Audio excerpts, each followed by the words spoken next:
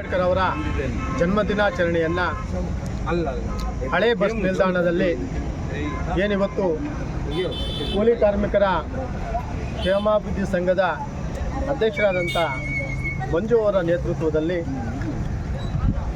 ಈ ಒಂದು ಕಾರ್ಯಕ್ರಮಕ್ಕೆ ಒಂದು ಚಾಲನೆಯನ್ನು ನೀಡುವಂಥ ಮುಖಾಂತರ ಹಾಗೂ ಈ ಒಂದು ಕೂಲಿ ಕಾರ್ಮಿಕರ ಕ್ಷೇಮಾಭಿವೃದ್ಧಿ ಸಂಘಕ್ಕೆ ಸಲಹೆಗಾರರಾಗಿ ಛತ್ರಕೋಡಹಳ್ಳಿ ಸುರೇಶ್ ಅವರು, ನಮ್ಮ ಶ್ಯಾಮ್ ನಾಯಕ್ ಅವರು,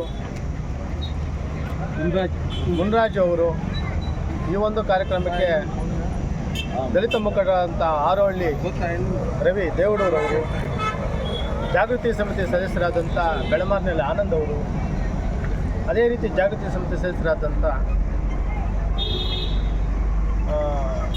ಮಂಜುಳಾ ಶ್ರೀನಿವಾಸರವರು, ದಲಿತ ಮುಖಂಡರಾದಂಥ ಶ್ರೀನಿವಾಸರವರು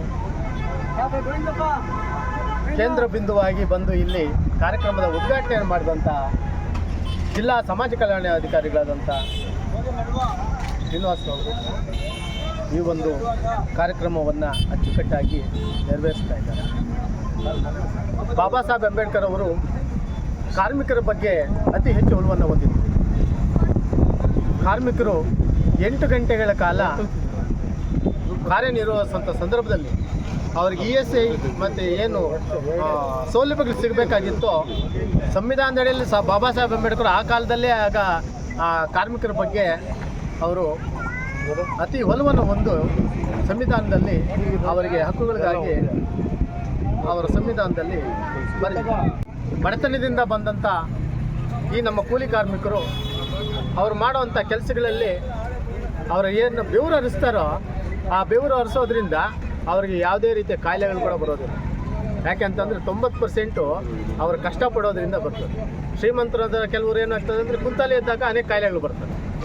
ಆದರೆ ಕೂಲಿ ಕಾರ್ಮಿಕರ ಕ್ಷೇಮಾಭಿವೃದ್ಧಿ ಸಂಘದವರು ಅಂಬೇಡ್ಕರ್ ಚಿಂತನೆಗಳು ಅಳವಡಿಸ್ಕೊಂಡಿದ್ದಾರಲ್ಲ, ಅದು ತುಂಬ ಮೆಚ್ಚುಗೆ ಅಂತ ಬರ್ತಕ್ಕಂಥದ್ದು. ಆ ಕಾರಣದಿಂದ ಈ ಒಂದು ಸಭೆಗೆ ಕಾರ್ಯಕ್ರಮಕ್ಕೆ ನನ್ನನ್ನು ಆಹ್ವಾನ ಮಾಡಿದ್ದಕ್ಕಾಗಿ ನಮ್ಮೆಲ್ಲರಿಗೂ ತಿಳಿಸ್ತಾ ಇದ್ದೇನೆ. ಜೈ ಹಿಂದ್, ಜೈ ಹಿಂದ್.